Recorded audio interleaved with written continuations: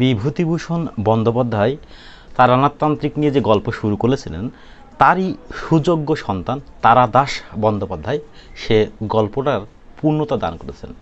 তো তার বহুত গল্প আছে। তো চলুন তারানাথতান্ত্রিকের একটি গল্প আজকে আমরা শুনি তার অনেকগুলো গল্পের মধ্যে থেকে। কবি কালিদাস বলে গিয়েছেন, আকাশে মেঘ করে এলে মানুষের চিত্ত আকুল হয়ে ওঠে। আমি কবি নই, তবে আকাশে মেঘ এলে আমার তারানাথের কাছে যেতে ইচ্ছে করে বটে। বর্ষার দিনে মুড়ি আর গরম গরম তেলে ভাজার মতো তারানাথের গল্পও একটা আবশ্যিক ব্যাপার। আজ ছুটির দিনটা সকাল থেকেই মনে হচ্ছিল হয়তোবা বৃষ্টি হবে। আকাশ ঘোলা, রোদ্দুরের তেমন তেজ নেই। দুপুরের পরেই কালো মেঘে চারিদিক অন্ধকার হয়ে এলো। এমন সময়ে বাড়িতে বসে থাকার কোনো মানে হয় না। বিশেষ করে কলকাতায় বৃষ্টি মোটেই একটা উপভোগ্য জিনিস নয়। আলনা থেকে একটা শার্ট টেনে নিয়ে গায়ে চাপিয়ে বেরিয়ে পড়লাম। ভেবেছিলাম বৃষ্টি এসে পড়ার আগে হয়তো তারানাথের বাড়িতে পৌঁছতে পারবো না, কিন্তু মটলিনের মুখে পৌঁছে দেখলাম তখনও মেঘ আকাশে থমকে আছে। গলির মোড়ের সিগারেটের দোকান থেকে তারানাথের জন্য এক প্যাকেট পাসিং শুনিচ্ছি। পেছন থেকে কে বলে উঠল, এই যে তুমি এসে পড়েছো দেখছি। তাকিয়ে দেখি কিশোরী। সে একগাল হেসে বলল, যাই বলো ভাই, লোকটার গল্প বলার একটা দারুণ কায়দা আছে, একেবারে নেশা ধরিয়ে দিয়েছে। কি বলো? বললাম, তুমি তো তারানাথের গল্প বিশ্বাস করো না, তাহলে আসো কেন? কে বলল বিশ্বাস করি না? গল্পের মধ্যে কেবল বাগড়া দাও, আজে বাজে প্রশ্ন করো। আরে ওসব তো তারানাথকে উস্কে দেবার জন্য বলি। চটে গেলে ওর ভালো ভালো গল্পগুলো বেরিয়ে আসে। চলো চলো, আর দেরি নয়, ওই দেখো জল এসে পড়লো বলে। পীরায় দৌড়ে তারানাথের বাড়িতে ঢুকবার সঙ্গে সঙ্গেই বড় বড় ফোঁটায় বৃষ্টি পড়তে শুরু করলো। সারা দিনের গুমোটো ভাবটা কাটিয়ে এলোমেলো ঠান্ডা বাতাস বইতে আরম্ভ করলো। বসবার ঘরে ঢুকে দেখি তারানাথ আমাদের দিকে পিছন ফিরে জানলার সামনে দাঁড়িয়ে বৃষ্টি দেখছে। কলকাতার গলি, সেদিকে অবশ্য দেখবার কিছুই নেই। হাত তিনেক তফাতেই ঠেলে উঠেছে পাশের বাড়ির দেওয়াল। তবু তারানাথ দেখলাম বিভোর হয়ে বাইরে তাকিয়ে রয়েছে। আমাদের পায়ের শব্দে সে পিছন ফিরে বলল, এই যে তোমরা, এসো এসো বসো। ভাবছিলাম তোমরা হয়তো এসে পড়বে। এমন দিনটা। সবাই মিলে সেই নড়বড়ে তক্তাপোষে বসলাম। কিশোরী আমার হাত থেকে নিয়ে সিগারেটের প্যাকেট তারানাথের সামনে রাখলো। অন্য মনস্কভাবে একটা সিগারেট ধরিয়ে তারানাথ বলল, খুব ছোটোবেলার কথা মনে পড়ছিল জানো। এইরকম মেঘ করে এলে গ্রামের সব ছেলে মেয়ে মিলে দৌড়াতাম আম বাগানে। ঝড়ের প্রথম ঝাপটা আসার সঙ্গে সঙ্গেই ঢিপঢাপ আম পড়তে শুরু করতো। আম কুড়োতে কুড়োতে আসতো বৃষ্টি। এক কোচর আম নিয়ে গাছের নিচে দাঁড়িয়ে বৃষ্টি দেখতাম। এই আজকের মতো বড় বড় ফোঁটায় বৃষ্টি পড়তো। সোধা মাটির গন্ধ উঠত চারিদিক থেকে। বৃষ্টি থামলে বাড়ি গিয়ে তেল নুন দিয়ে কাঁচা আম জড়িয়ে খাওয়া। আর কিছু না, শুধু আম। তাই যেন কি মধুর মতো লাগতো। না, সেসব দিন আর ফিরবে না। কিশোরী দেখলো তারানাথের কবিত্বের চোটে যে গল্পের জন্য আসা সেটাই বুঝি মারা যায়। সে বলল, আপনার পুরনো অভিজ্ঞতা থেকেই আজ একটা গল্প বলুন না। বলবো বলবো, আগে একটু চা হোক। তারানাথ উঠে ভেতরে গিয়ে চায়ের কথা বলে এলো। তারপর তক্তাপোষে জমিয়ে বসে বলল, কলকাতায় বর্ষার রূপ তোমরা দেখতে পাও না। আমরা গ্রামের ছেলে, বুঝলে। খাল বিল ভাসিয়ে এক নাগারে 3-4 দিন বাদলা হওয়ার পর কখনো গামছা দিয়ে কই মাছ ধরতে বেরিয়েছি। আমরা যেতাম, তারপর বাড়ি ফিরে এক বাটি নুন নিয়ে বসে সারা গা থেকে যোগ থাকতাম। মা এসে বকুনি দিতেন বৃষ্টি মাথায় করে বাইরে বেরোনোর জন্য। আবার শিশু হয়ে মায়ের সেই বকুনি খেতে ইচ্ছে করছে। জীবনে অনেক দুঃখ কষ্ট আছে, বুঝলে হে। তবু মোটের উপর জীবনটা বেশ ভালোই কেটেছে। যদি সুযোগ পাই তাহলে আবার ফিরে আসবো পৃথিবীতে। আবার আম করতে যাব ঝড়ের দিনে, খেলা করব মায়ের কোলে, সুখ দুঃখ সহ্য করতে করতে বড় হয়ে উঠব। কিশোরী স্পষ্টত উসখুস করতে লাগলো। বাইরে ঝমঝম বৃষ্টি নেমেছে, ঘরের ভিতরে ঘন হয়ে উঠেছে ছায়া। মনে হচ্ছে যেন আমরা 3টে প্রাণী ছাড়া জগতে আর কেউ কোথাও নেই। এখন কি আর দার্শনিক তত্ত্বের আলোচনা ভালো লাগে? এই সময়েই ভেতর বাড়ি থেকে চা নিয়ে এলো তারানাথের মেয়ে চারি। চায়ে চুমুক দিয়ে তারানাথ বলল, তোমাদের গল্প চাই না? আচ্ছা, আজ একটা অদ্ভুত ঘটনা তোমাদের শোনাচ্ছি। আমারই পরিবারের একটি মেয়ের জীবনে ঘটেছিল। একদিনের ব্যাপার নয়, অনেক দিন ধরে একটু একটু করে ঘটেছে। পান খাবে? না, যাক, গল্পটা শোনো তবে। পাশিংশু ধরিয়ে তারানাথ গল্প শুরু করলো।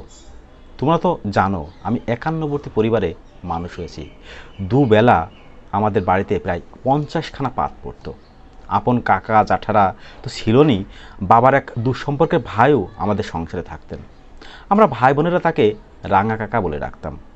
রাঙা কাকা লেখাপড়া বিশেষ জানতেন না, বোধহয় ক্লাস 3 কি 4 অবধি পড়েছিলেন, কিন্তু খুব পরিশ্রম করতে পারতেন। সকাল থেকে দেখতাম তিনি কোদাল হাতে বাড়ির পেছনের জমি কুপিয়ে লাউ কুমড়োর চারা বসাচ্ছেন, নয়তো কুড়ুল নিয়ে সংসারে জ্বালানি কাঠ চিরে দিচ্ছেন। তার অবসর সময় বলে কিছু ছিল না, সব সময়েই কিছু না কিছু করছেনই। সবাই রাঙা কাকাকে ভালোবাসত তার মধুর ব্যবহারের জন্য। আমার ছোটোবেলাতেই রাঙা কাকার বিয়ে হয়। তখনকার দিনে পাত্রের বড় চাকুরে বা ব্যবসায়ী হবার দরকার হতো না, যা হোক খাবার সংস্থান থাকলেই চলতো। তাছাড়া বাবা কাকারা বোধহয় কয়েক বিঘা জমি রাঙা কাকার নামে লিখে দিয়েছিলেন। তার ফসলে দুটি প্রাণীর না চলার কথা নয়। রাঙা কাকিমা বিয়ের কিছুদিনের মধ্যেই বাড়ির সকলের মন জয় করে নিলেন। কোনো অহংকার ছিল না চরিত্রে, সবার কাজ আগ বাড়িয়ে করে দিচ্ছেন, সর্বদা হাসি খুশি মুখ, উঁচু গলায় কথা বলতে জানতেন না। এমন মানুষকে কে না ভালোবাসবে? বাংলা বিহারের একেবারে প্রান্তে একটি ছোট শহরে তার বাপের বাড়ি। বোধহয় দূরে ভিন্ন পরিবেশে মানুষ হয়েছিলেন বলেই পাড়াগার সংকীর্ণতা রাঙা কাকিমার মধ্যে ছিল না। সবচাইতে তিনি ভালোবাসতেন আমার ছোট কাকার মেয়ে বিরজা বালাকে। বিরজা তখন খুবই ছোট, বছর 5-6 বয়স হবে। সেও কাকিমার বিষম ভক্ত হয়ে পড়ল। কাকিমার কাছে খায়, তার সঙ্গেই দুপুরবেলা শুয়ে গল্প শোনে, সারাদিন কাকিমার আঁচল ধরে পেছন পেছন ঘোরে। কাকিমা বলতেন বিরাজ আর জন্মে আমার মেয়ে ছিল। এর বছর 2-3 পর থেকে বিরাজকে কেন্দ্র করে আমাদের পরিবারে কতগুলো অদ্ভুত ঘটনা ঘটতে থাকে। বিরাজের মধ্যে যে কোনো বিশেষ অলৌকিক ক্ষমতা আছে এমন ধারণা কারো মনে আসেনি কোনোদিন, আসবার কথাও নয়। পাড়াগাঁয়ের নিতান্ত স্বাভাবিক আর 5টা মেয়ের মতোই তার চালচলন। কিন্তু বিরাজের 8-9 বছর বয়সের একটা ঘটনা আমাদের হঠাৎ খটকা লাগে। প্রথমটা অবশ্য ঠিক বোঝা যায়নি, কারণ সব অলৌকিক ব্যাপারেই নানা রকম ব্যাখ্যা হতে পারে, কিন্তু পরপর তেমন ঘটতে থাকলে তাকে আর যুক্তি দিয়ে বা কাকতালীয় ব্যাপার বলে উড়িয়ে দেওয়া যায় না। একদিন ছোট কাকিমা ঠাকুরের আসনের সামনে বসে পুজো করছে। বিরাজ বসে রয়েছে পাশে। কাকিমা পুজো আরম্ভ করবার আগে বিরাজ একবার বলল, মা, আমার না খুব তালের বড়া খেতে ইচ্ছে করছে, বিকেলে করে দেবে মা? কাকিমা রাগ করে বললেন, বকিস নি তো, যা ওর এখান থেকে, বসে পুজো করছি আর মেয়ের এটা খাবো সেটা খাবো, পুজোর সময় বুঝি অমন বলে? ধমক খেয়ে বিরাজ চুপ করে মায়ের পাশে বসে রইল। পুজো হয়ে যাবার পর ছোট কাকিমা যখন গলায় আঁচল দিয়ে প্রণাম করে উঠেছেন, তখন বিরাজ আবার বলল, হ্যাঁ মা, দেবে তো বিকেলে তালের বড়া করে? সে দেখা যাবে, এখন যা, মেয়েদের খাই খাই করতে নেই। ঠাকুর ঘর ছেড়ে আসবার সময় হঠাৎ কাকিমার খেয়াল হলো গৃহদেবতা শ্যামসুন্দরের মূর্তির সামনে শ্বেত পাথরের বড় গ্লাসের জল আজ বললে দিতে ভুলে গেছেন। মনে মনে জিভ কেটে কাকিমা জল বদলাবার জন্য গ্লাসটা নামিয়ে পাথরের ঢাকনাটা খুললেন। এ কি, জল কই? গ্লাসটা ভর্তি তালের বড়া, সদ্য ভাজা, তখনও গরম রয়েছে। এ নিয়ে সেদিন খুব হইচই হয়েছিল। হবারই কথা, বন্ধ ঠাকুর ঘর, কাকিমাই সকালে প্রথম খুলে পুজো করতে ঢুকেছেন। সেই বন্ধ ঘরে গেলাসের মধ্যে তালের বড়া আসবে কোথা থেকে? কেউ কেউ বলল বিরাজই হয়তো আগে থেকে গেলাসে বড়া লুকিয়ে রেখেছিল মজা করবে বলে। সে যুক্তিও পুরোপুরি খাটে না। প্রথম, অত সকালে তাকে তালের বড়া ভেজে দেবে কে? দ্বিতীয়ত, ঠাকুরের আসনে হাত দেবার সাহস তার হবে না। সে যুগে এসব মানামানি খুব ছিল, জানো তো। সবারই মনে কেমন একটা খটকা লেগে রইল। এর মাসখানেক বাদে হলো আরও এক কাণ্ড। সেদিন সকালে বিরাজ হঠাৎ বায়না ধরল, ওমা, আজ দুপুরে আমি আলু ভাতে দিয়ে ভাত খাবো। আজকাল শুনতে হয়তো একটু অদ্ভুত ঠেকবে, আলু ভাতে এমন কি একটা জিনিস যার জন্য বায়না করতে হবে? কিন্তু তখনকার দিনে পাড়াগাঁয়ে আলু রীতিমতো দুষ্প্রাপ্য তরকারি হিসেবে গণ্য ছিল। লোকের বাড়িতে সবসময় মজুদ থাকতো না, অনেকে খেতেও না। হাটের দিনে কেউ কেউ শখ করে কিনে আনতো। কাকিমা বললেন, এখন তো ঘরে আলু নেই মা, ভাতও চড়ে গিয়েছে, ওবেলা হাট থেকে রামু এনে দেবে, এখন রাত্রে খেয়েও। মায়ের বকুনির ভয়ে বিরাজ চুপ করে গেল। কিন্তু একটু পরেই রান্নাঘর থেকে রাঙা কাকিমা এসে আসলে হাত মুছতে মুছতে ছোট কাকিমাকে বললেন, বাবা এতক্ষণ একটু সময় পাওয়া গেল, ভাত নামিয়ে ফ্যান গালতে গিয়ে এলাম। আচ্ছা সর্দি, ভাতে আজ অত আলু সেদ্ধ কে দিয়েছে বলতে পারো? কে খাবে? ছোট কাকিমা অবাক হয়ে বললেন, আলু সেদ্ধ ভাতে? আমি তো দিইনি। সে কি, তাহলে কে দিল? হাতা দিয়ে ভাত নাড়ছি, দেখি ভাতের মধ্যে গিজ গিজ করছে আলু, তা 10-12টা তো হবেই। আবার হয়েছে হলো। এবারেও কর্তারা অনেক যুক্তিসহ ব্যাখ্যা দিলেন, কিন্তু মনের ধাঁধা কারোরই ঘুষল না। বাড়িতে আলু ছিল না, হাট অন্তত 2 মাইল দূরে। মেয়েটা আলু পাবে কোথায় যে ভাতের হাঁড়িতে ফেলবে? এর পরের ঘটনার কিন্তু আর কোনো ব্যাখ্যা দেওয়া চলল না। সবারই মনে হলো বিরাজের একটা কিছু অপ্রাকৃত ক্ষমতা আছে বটে। ছোট কাকা বৈষয়িক কি কাজে সদরে গিয়েছিলেন, 2-3 দিন উকিলের বাড়ি থেকে কাজ সেরে ফিরবেন। কাকা সদরে যাবার 2 দিন বাদে এক বিকেলে খুব ঝড় বৃষ্টি হলো। ঝড় থেমে গিয়েও বৃষ্টি চলল রাত প্রায় 9টা পর্যন্ত। বেশ ঠান্ডা বাতাস দিতে লাগলো। বাড়ির সবাই তাড়াতাড়ি খাওয়া দাওয়া সেরে শুয়ে পড়লেন। বিরাজ সে রাত্রে শুয়েছিল রাঙা কাকিমার কাছে। অনেক রাত্রে, তখন বোধহয় 1টা কি 1:30টা হবে। রাঙা কাকিমা হঠাৎ জেগে গিয়ে দেখলেন বিরাজ বিছানা থেকে নেমে যাচ্ছে। অবাক হয়ে বললেন, এই বিরাজ, যাচ্ছিস কোথায়? বিরাজ প্রথমটা উত্তর দিল না। মশারি তুলে বিছানা থেকে নেমে গিয়ে দরজার কাছে চলে গেল। রাঙা কাকিমা দৌড়ে গিয়ে পেছন থেকে ধরলেন, এই কি হয়েছে তোর, কথা বলছিস না কেন? বিরাজের চোখ ঈষৎ বিস্ফোরিত, যেন কিছু দেখতে বা শুনতে পাচ্ছে না। কাকিমা জোরে ঝাঁকুনি দিয়ে বললেন, কি হয়েছে বল? সেইভাবেই শক্ত হয়ে তাকিয়ে থেকে বিরাজ বলল, দরজা খুলে দাও, বাবা এসেছে। বিরাজের রকম সকম দেখে ভয় পেয়ে রাঙা কাকিমা চিৎকার করে ছোট কাকিকে ডাকলেন। সেই ডাকে বাড়ি প্রায় সবাই উঠে এলো।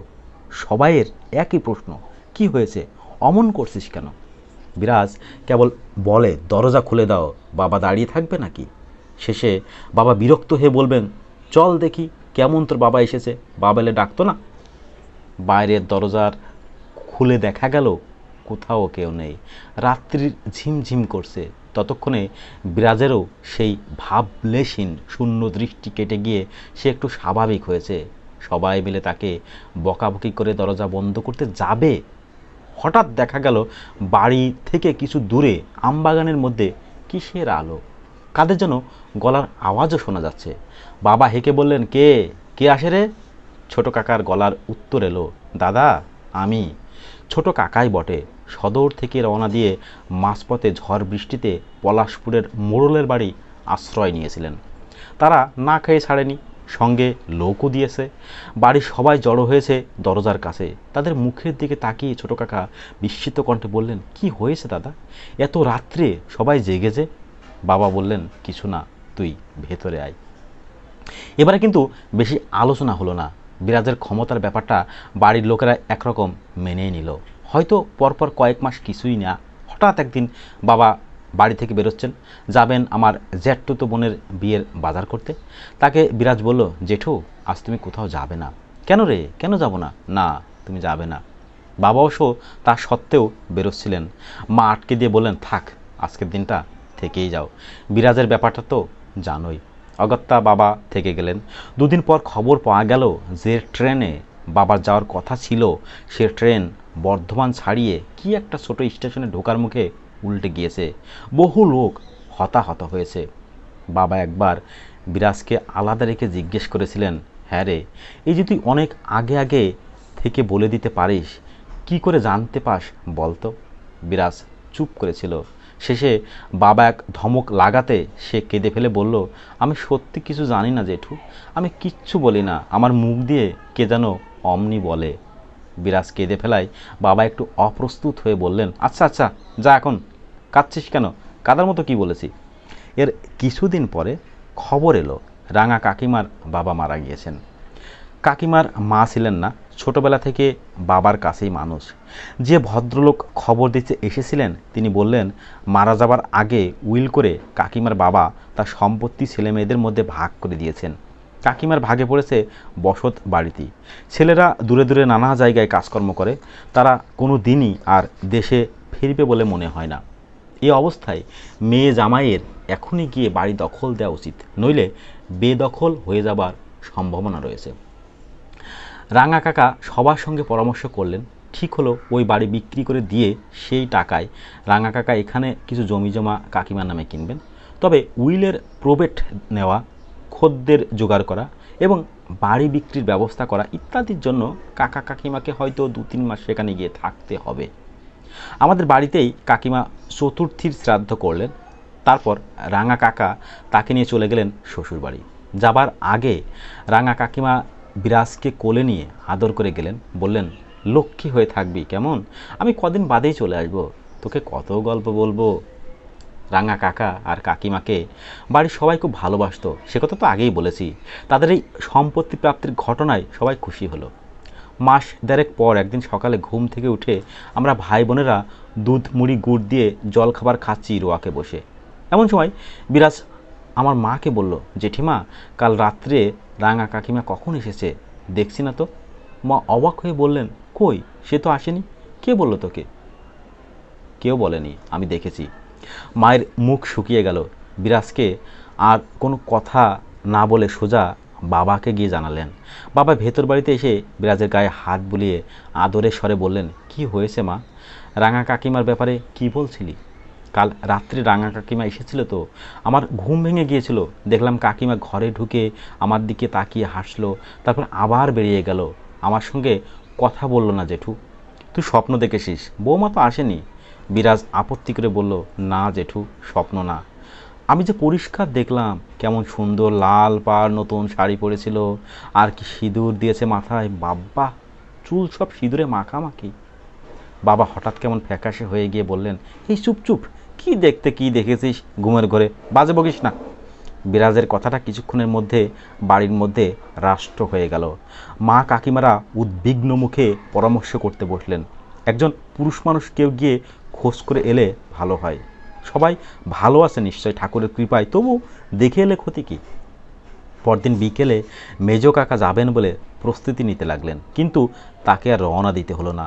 পরের দিন সকালবেলা রাঙা কাকা স্বয়ং এসে উপস্থিত হলেন। শেষ রাত্রির ট্রেনে নেমে হেঁটে এসেছেন। চুল উস্কো খুস্কো, পা খালি, গায়ে খোঁচা খোঁচা দাড়ি, চোখ বসে গিয়েছে গর্তে।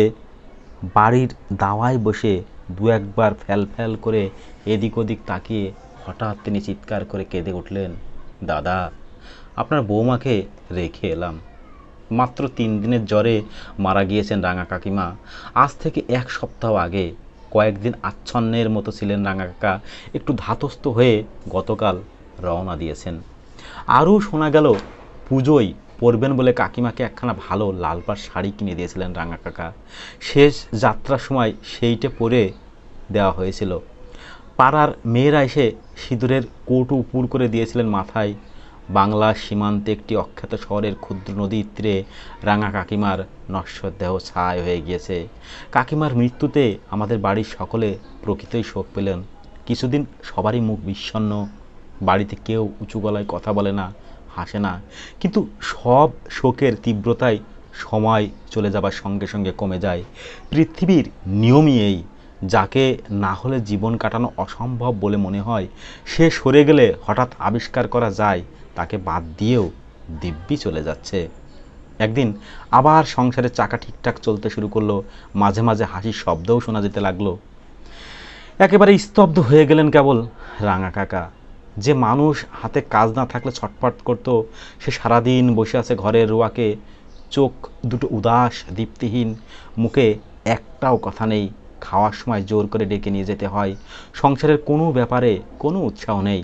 বাবাই তোড়জোড় করে রাঙা কাকিমার বাপের বাড়িটা বিক্রি করে টাকা নিয়ে এসে কাকাকে জিজ্ঞাসা করলেন, এ টাকা দিয়ে কি করতে চাও? রাঙা কাকা চুপ করে রইলেন। চুপ করে থাকলে তো চলে না বিশু, কপালে যা ছিল তো হয়েছে, এ ন্যায্য তো তোমার টাকা, তোমাকেই ব্যবস্থা করতে হবে। রাঙা কাকা মাথা নিচু করে আস্তে আস্তে বললেন, টাকা দিয়ে আমি আর কি করব? আপনি যা ভালো বোঝেন করুন। আপনি যা করবেন তাতে আমার কোনো আপত্তি থাকবে না। তাহলে আমি বলি, এ টাকা তুমি বৌমার নামে কোনো হাসপাতালে বা আশ্রমে দান করো, বৌমার আত্মা তৃপ্তি পাবে। শান্তভাবে রাঙা কাকা বললেন, বেশ তো, তাই করুন। সব বিলি ব্যবস্থা হয়ে যাবার পর একদিন সকালে উঠে দেখা গেল রাঙা কাকার ঘরের দরজা খোলা, তিনি নেই। এমন একটা কিছু ঘটবে সবাই আন্দাজ করতে পেরেছিল। কিছুদিন ধরে খোঁজাখুঁজি চলল। বাবা বোধহয় কাগজে বিজ্ঞাপন দিয়ে থাকবেন, কিন্তু রাঙা কাকা আর কোনোদিন ফিরে এলেন না। বছর ঘুরে এলো, রাঙা কাকা আর কাকিমার স্মৃতি পরিবারের সবার মনে একটা বেদনা চিহ্ন হিসেবে রয়ে গিয়েছে। দুপুরে খাওয়া দাওয়ার পর মেয়েদের মজলিসে প্রায়ই এ প্রসঙ্গ ওঠে। বাড়ির মাঝখানের উঠোনের পশ্চিম দিকে রাঙা কাকার ঘরখানা কেউ ব্যবহার করে না, বন্ধই হয়ে পড়ে আছে।